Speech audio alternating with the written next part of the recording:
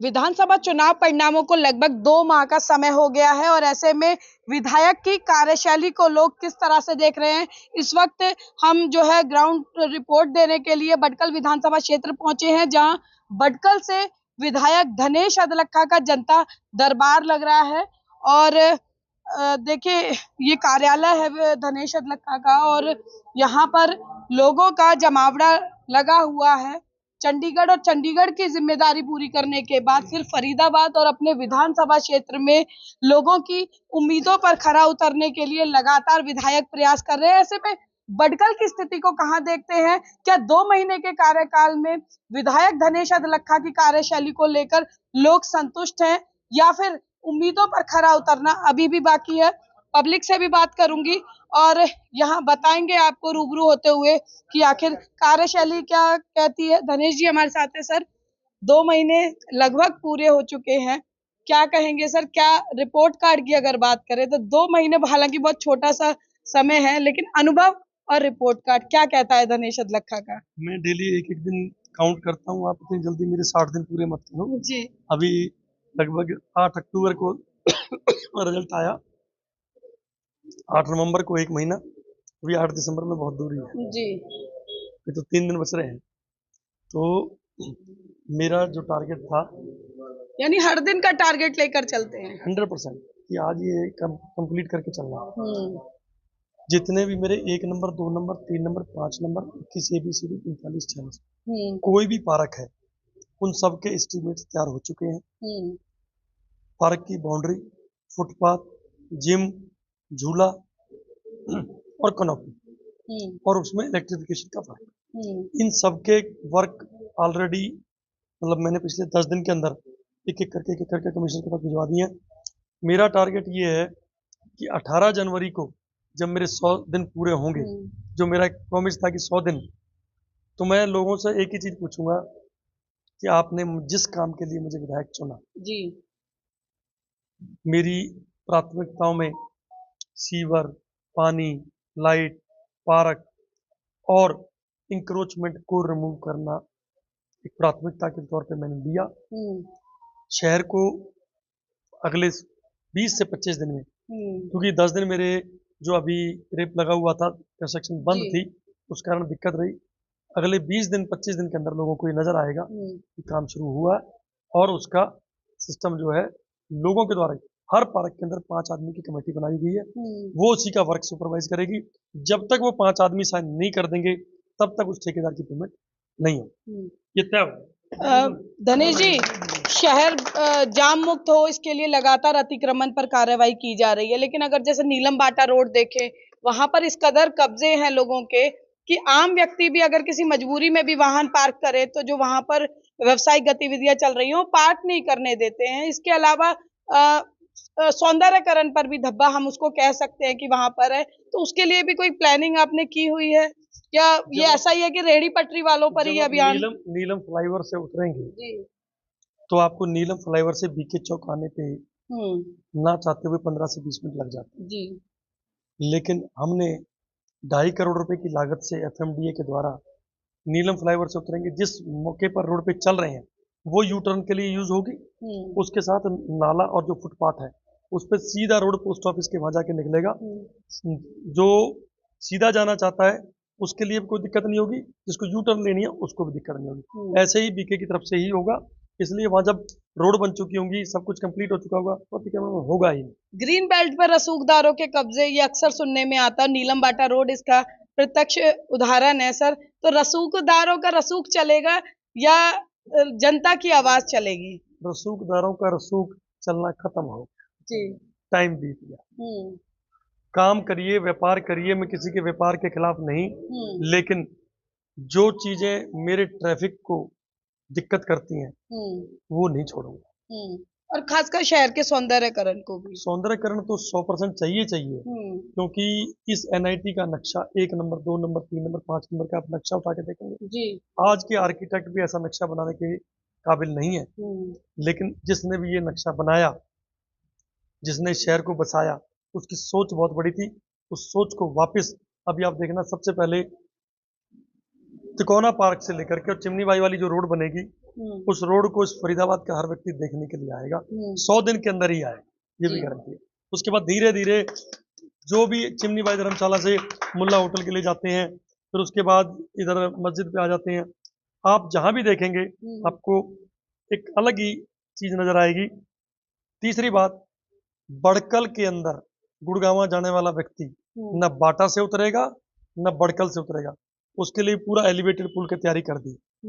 लगभग 1200 करोड़ रुपए खर्च करूंगा हरियाणा सरकार के, कि ये बड़कल के लोग बिना बात के दूसरों के जाम के कारण त्रस्त रहते हैं, दूसरे लोग आपस में त्रस्त रहते हैं। बाटा से लेकर के और हनुमान जी की मूर्ति, हनुमान जी की मूर्ति से बड़कल चौक, तो बड़कल फ्लाईओवर, बीच में सैनिक कॉलोनी से लेकर के और रोज गार्डन तक पूरा एलिवेटेड कर दिया हमने। उसकी डीपीआर तैयार हो गई, एफएमडीए की मीटिंग अभी होनी है, उसमें हम उसको कंप्लीट कर देंगे। और मेरा प्रयास ये है कि जिस दिन मेरे 100 दिन हो, 18 जनवरी को मेरा प्रयास ये रहेगा कि माननीय मुख्यमंत्री श्री नायब सिंह सैनी जी और फरीदाबाद के लोकप्रिय सांसद केंद्र में मंत्री चौधरी कृष्णपाल गुर्जर जी उसका लोकार्पण लोगों के लिए कर। धनेश जी, लोकसभा चुनाव, विधानसभा चुनाव और अब सरगर्मियां हैं नगर निगम चुनावों की।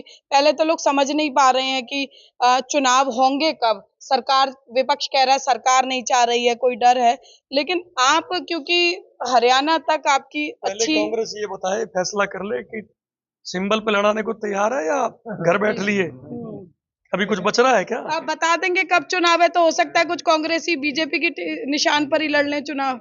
ऐसा है, अभी आपने प्रदेश अध्यक्ष जी का सुना, भीतर घात करने वालों को भी नहीं बख्शा जाएगा और जो चले गए उनको वापस नहीं लिया जाएगा। तो जो चले गए हमारे ही थे, उनको भी अभी सोचा जा रहा है कि बुलाया जाए या ना लिया जाए या लिया जाए। अभी देखिए होता है। कब प्रस्तावित लग रहा है कि लगभग कब कर देंगे? क्या विद्यार्थियों की परीक्षा के साथ साथ विधायकों की भी परीक्षा होगी? ब्रेकिंग न्यूज चला रहे होंगे कि हरियाणा के नगर निगम चुनाव इतनी तारीख को डिक्लेयर हुए।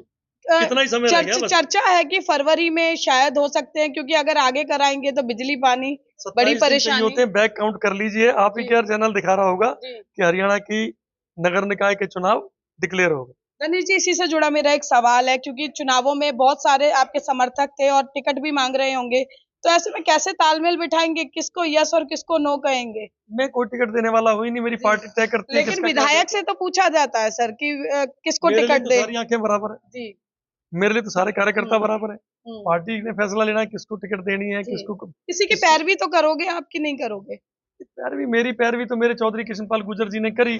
पार्टी के अंदर में 20 साल से था, तो पार्टी के एक मुकाम से लेकर के बड़े से बड़े मुकाम तक हर आदमी की एक सर्वे सिस्टम सारी चीजें होती है, उसी के अनुरूप टिकट का फैसला होता है। 11 वार्ड है सर, क्या स्थिति देखते हैं आप? 11 के 11 जीत के आऊंगा। अच्छा, ये गारंटी है। आज नोट कर लो, इस चीज को नोट कर लो, इस कटिंग को भी किस्मत तेज निकली। जिस दिन जीतूंगा मैं शनि महाराज जी का भक्त हूँ, बाबा कोकलावन महाराज जी की इतनी कृपा है, या तो मुझे आगे बढ़ाते नहीं, और बढ़ाते हैं तो पार करने के लिए बढ़ाते हैं। शनिदेव की भी अलग कृपा, कहते हैं कुदृष्टि होती है, लेकिन आपकी पे तो दृष्टि हमेशा सुदृष्टि। ऐसे नहीं किए कि तो कुदृष्टि पड़े। मैंने किसी का कुछ पैसा मारा नहीं, किसी का कर्जा देना नहीं है, तो इसलिए मेरे पे क्या वो ना, किसी ने कहा कि जी शनि महाराज जी कुदृष्टि है, बोला तू काली भैंस दान कर, बोला पैसे नहीं है, बोला फिर एक काम कर बकरी दान कर दे काली, बोला पैसे नहीं है, बोला कंबल दान कर दे, बोला पैसे नहीं है, बोला फिर तेरा क्या बिगाड़ रहा है जो तेरे बोले। तो मैं भी स्पष्टवादी हूँ कि मेरे पास ऐसा कोई 2 नंबर का पैसा है ही नहीं कि जो, और आपको बता देता हूँ, ये ऊपर वाला तय करके रखता है। इंसान के गलतफहमी है कि ऊपर वाला नहीं देखता, हर पल हर क्षण देखता है। और आपको बता देता हूँ, जो आदमी भगवान से डर के जीता है वो कामयाब होता है, और जो भगवान को जो सोचता भगवान ने आंख बंद कर ली नहीं देख रहा, वो खत्म हो जाता है। यानी जो भगवान को टेकन फॉर ग्रांटेड लेता है, भगवान भी उसे टेकन फॉर ग्रांटेड ले लेते हैं। बताओ जी, बताया तो हम परेशान है, थोड़े काम के पहुंचा जी। तो देखिए, जनता दरबार धनेश अदलखा का, और जगह जगह से लोग यहाँ पर समस्याओं के लिए आते हैं, और समस्याओं का समाधान जो है वो किस तरह से हो रहा है, कुछ लोग यहाँ पर है। आइए मैं उनसे रैंडमली चर्चा कर लेती हूँ। क्या नाम है सर आपका? मेरा नाम मदन कुमार द्विवेदी। कहाँ से आए हैं सर? एजी नंबर 4 नंबर से। समस्या लेकर आए हैं आप यहाँ? नहीं, समस्या कोई नहीं है हमारे पास। तो जैसे आप यहीं रहते हैं भटकल विधानसभा क्षेत्र में, तो कुछ सुनवाई कर रहे हैं, कहीं दिखावा तो नहीं है जनता वही दरबार? देखने आया था। अच्छा, तो अब तक ये क्या क्या ऑब्जर्व किया अब आपने? तक ऑब्जर्व किया कि जो भी काम हो रहे हैं एकदम निस्वार्थ भाव से सबके सब कर रहे हैं। देखने ही आया था कि कैसे कैसे काम हो रहे हैं, कैसे कैसे क्या हो रहा है।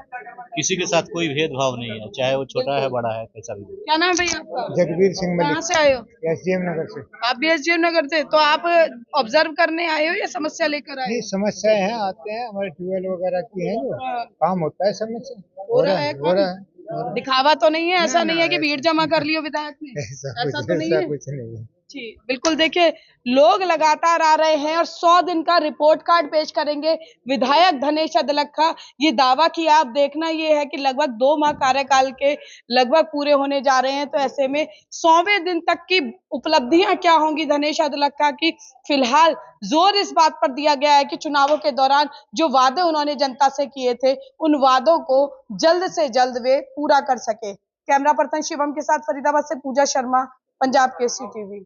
हमसे जुड़े रहने के लिए हमारे YouTube चैनल को सब्सक्राइब करें और नई वीडियो की नोटिफिकेशन के लिए बेल आइकॉन को दबाएं। अगर आप ये वीडियो Facebook पर देख रहे हैं तो लाइक जरूर करें और ज्यादा से ज्यादा शेयर करें। धन्यवाद।